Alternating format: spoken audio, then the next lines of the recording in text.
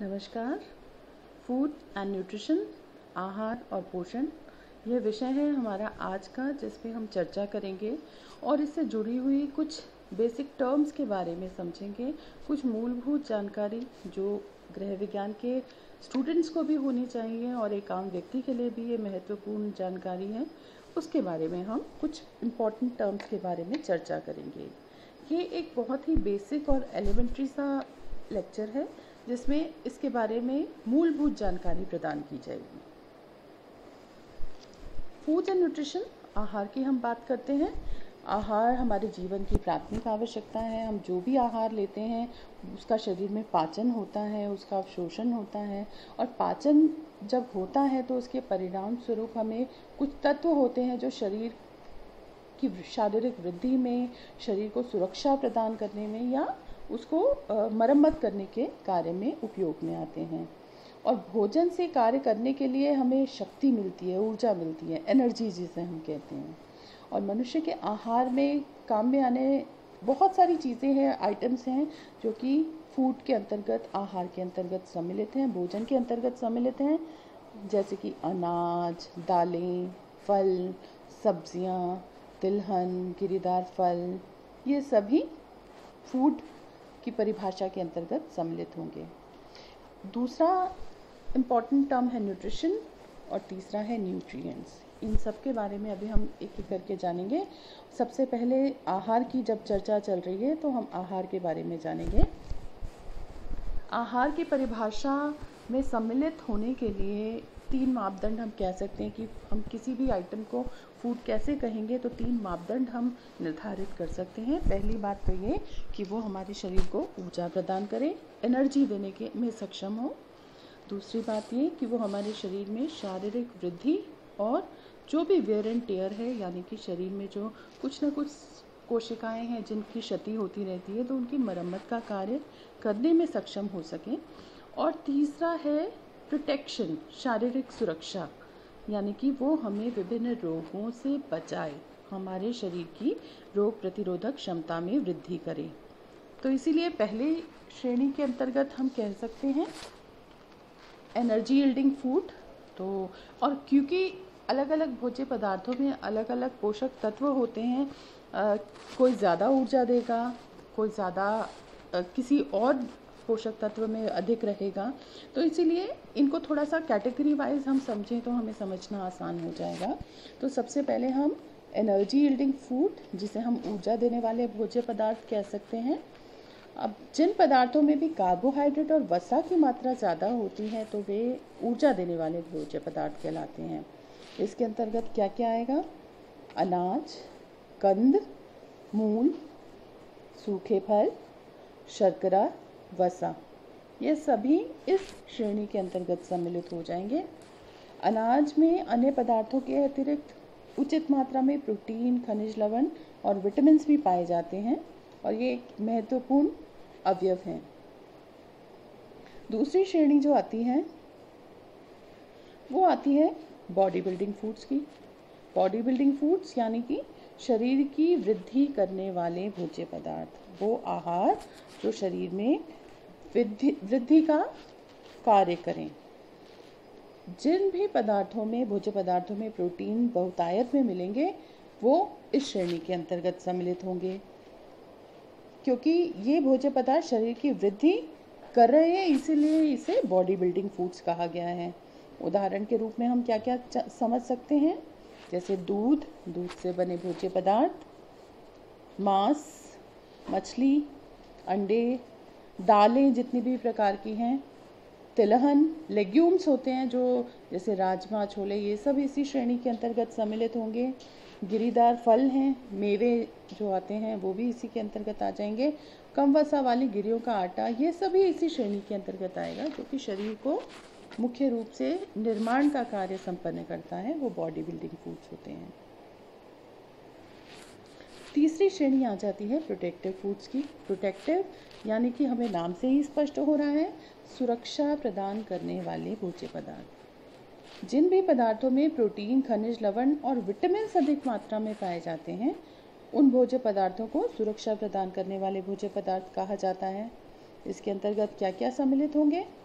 दूध, दूध से बनी पदार्थ, अंडे, यकृत, हरी पत्तेदार सब्जियां, पीले फल, अन्य सब्जियां और जो भी दूसरी सब्जियां आती हैं, इसके अलावा फल, ये सभी इसके अंतर्गत सुरक्षा प्रदान करने वाले भोज्य पदार्थों के अंतर्गत सम्मिलित होते हैं। तो ये हमारे शरीर की रोग प्रतिरोधक क्षमता को बढ़ाते हैं और हमें शक्ति प्रदान करते हैं, हमारे शरीर को मजबूती प्रदान करते हैं और हम बीमार नहीं पड़ते हैं। इसीलिए इसे कहा गया है प्रोटेक्टिव फूड्स। एक और इम्पॉर्टेंट टर्म जो हमें जाननी समझनी आवश्यक है वो है न्यूट्रिशन। न्यूट्रिशन क्या होती है? न्यूट्रिशन यानी कि पोषण।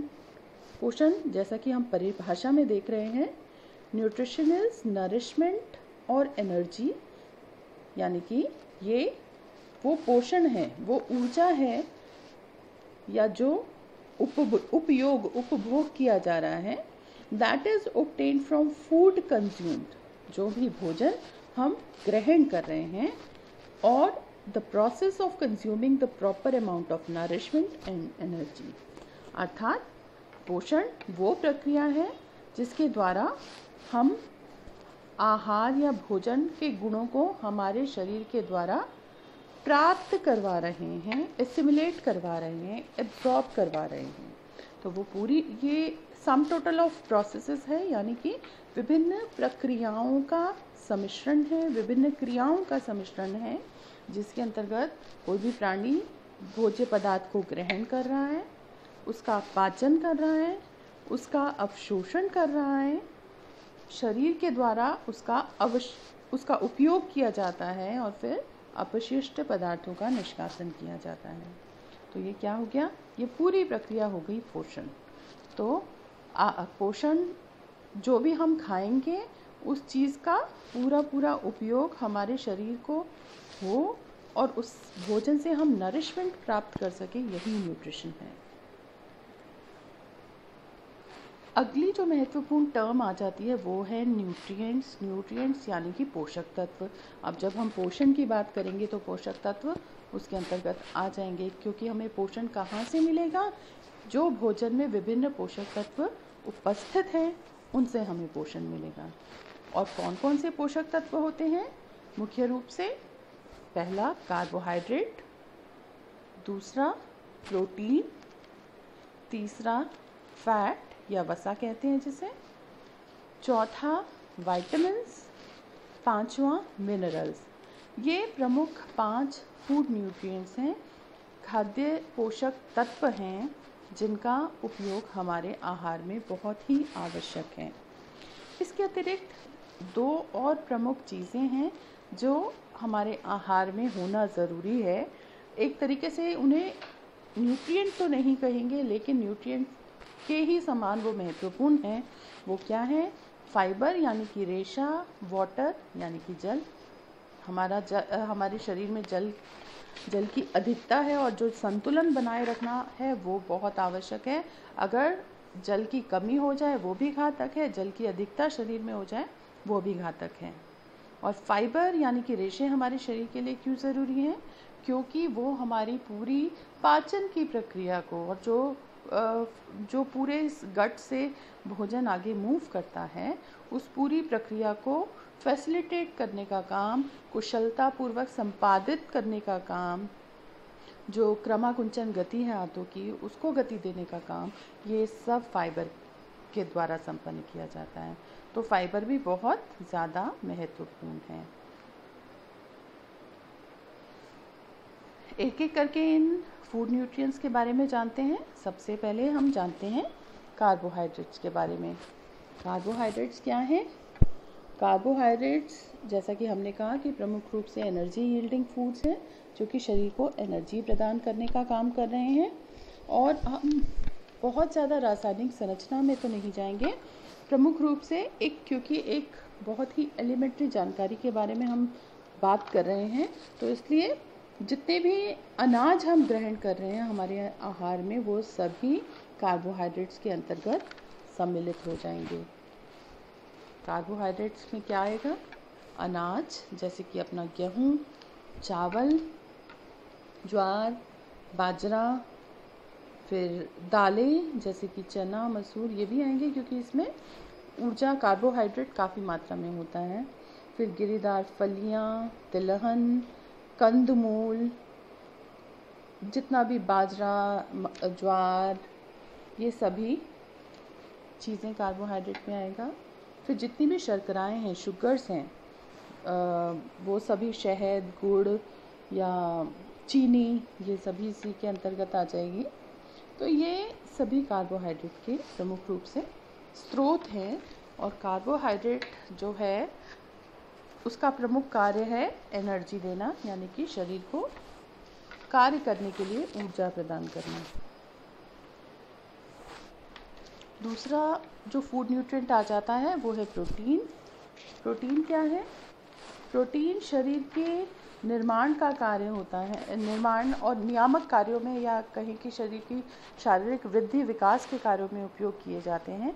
और ये बॉडी बिल्डिंग फूड्स होते हैं और जो शरीर में ऊर्जा देते ही हैं, लेकिन इनका प्रमुख कार्य क्या होता है? शरीर के बिल्डिंग ब्लॉक्स होते हैं, यानी कि एक शारीरिक वृद्धि का कार्य किया जाता है और जो कोशिकाओं की मरम्मत होती है उसका कार्य किया जाता है प्रोटीन्स के द्वारा। इसके उदाहरण के अंतर्गत क्या क्या आ जाएगा? शाकाहारियों के लिए दूध, दूध से बने पदार्थ, चीज़ या दही, पनीर, ये सब सम्मिलित हैं। फिर इसके अलावा ये सब उत्कृष्ट सोर्सेज हैं। फिर मांसाहारी भोजन के अंतर्गत जितने भी मांस, अंडा, मछली, इस प्रकार की चीज़ें हैं वो सम्मिलित हो जाएंगी। दूसरा जो एक और अच्छा विकल्प होता है शाकाहारियों के लिए वो है सोयाबीन, चना, राजमा, विभिन्न प्रकार की दालें, ये सब भी प्रोटीन के स्रोत होते हैं। तो प्रोटीन शरीर में निर्माण कार्य करता है और बहुत ही महत्वपूर्ण पोषक तत्व है। तीसरा महत्वपूर्ण पोषक तत्व जो आ जाता है, न्यूट्रिएंट आ जाता है, वो है फैट्स।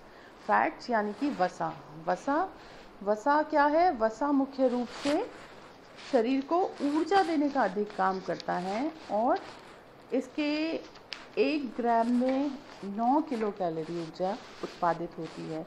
तो अगर हम देखें तो कार्बोहाइड्रेट की तुलना में वसा एक ज़्यादा ऊर्जा प्रदान करने वाला स्रोत है। तो जितने भी इसको लिपिड्स भी कहा जाता है, तो तेल, घी, बटर, मक्खन, मार्जरीन, मूंगफली, सूखे मेवे, जितने भी और प्रकार के तेल हैं वो सब इसी श्रेणी के अंतर्गत आ जाते हैं। ये भी हमारे शरीर के लिए महत्वपूर्ण हैं और क्योंकि विशिष्ट अनेक कार्य हैं जिसके बारे में अगर अभी हम चर्चा करने लगेंगे तो ये बहुत ज़्यादा विषय से अलग हो जाएगा, इसलिए बहुत ही ब्रीफली मैं इन चीज़ों के बारे में आपसे चर्चा कर रही हूँ। तो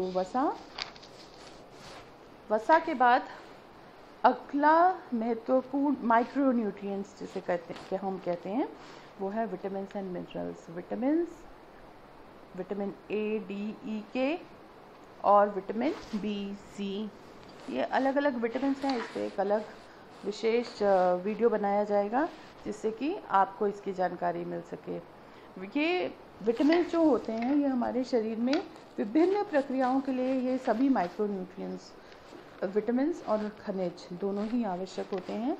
इन्हें माइक्रोन्यूट्रिएंट्स क्यों कहा गया है? क्योंकि ये बहुत ट्रेसेस में या बहुत थोड़ी मात्रा में हमारे शरीर में आवश्यक होते हैं, लेकिन आवश्यकता बहुत ज़्यादा होती है। बहुत सारी प्रक्रियाओं को प्रारंभ करने का काम या मेटाबॉलिज्म के लिए, विभिन्न प्रक्रियाओं के संपादन के लिए, विभिन्न कार्यों की क्रियाओं के होने के लिए इन माइक्रोन्यूट्रिएंट्स का होना बहुत ज़्यादा ज़रूरी है। तो मिनरल्स में हम सभी परिचित हैं, आयरन, कैल्शियम, फास्फोरस, सोडियम, ये सभी उदाहरण हैं इन मिनरल्स के। तो विटामिन्स और मिनरल्स ये दोनों महत्वपूर्ण हैं और इन्हें शरीर नियामक कार्य से जुड़े हुए खनिज तत्व भी, पोषक तत्व भी कहा जा सकता है और ये शरीर की रोग प्रतिरोधक क्षमता में वृद्धि करते हैं। तो अब अंत में हम क्या बात करेंगे कि ये सभी इन तीनों चीज़ों के बारे में हमने जाना, फूड न्यूट्रिएंट्स के बारे में जाना, हमने न्यूट्रिशन के बारे में जाना, हमने फूड के बारे में जाना। और अगर हम कहें कि बैलेंस डाइट या संतुलित आहार क्या होगा, तो संतुलित आहार जिसमें पर्याप्त मात्रा में जो हमारे शरीर को एक सही अनुपात में इन सभी सही अनुपात में और सही मात्रा में इन सभी पोषक तत्वों का सम्मिश्रण मिल जाए, वही एक संतुलित आहार है, बैलेंस डाइट कहेंगे। तो यानी कि जिसमें कार्बोहाइड्रेट, प्रोटीन, फैट्स, विटामिन्स और मिनरल्स ये सभी उचित मात्रा में सही अनुपात में हमारे आहार में उपलब्ध हो, उसी को हम संतुलित आहार कहेंगे। आहार और आहार आयोजन बहुत ही महत्वपूर्ण विषय हैं जिनके बारे में चर्चा हम आगे करेंगे, एक अलग विषय लेते हुए करेंगे, क्योंकि ये काफ़ी विस्तृत क्षेत्र है। तो आशा करती हूँ कि आज का ये जो खाद्य एवं पोषण विज्ञान से जुड़ा हुआ एक एलिमेंट्री वीडियो था, प्रस्तुतिकरण था, आप सभी को पसंद आया होगा। धन्यवाद।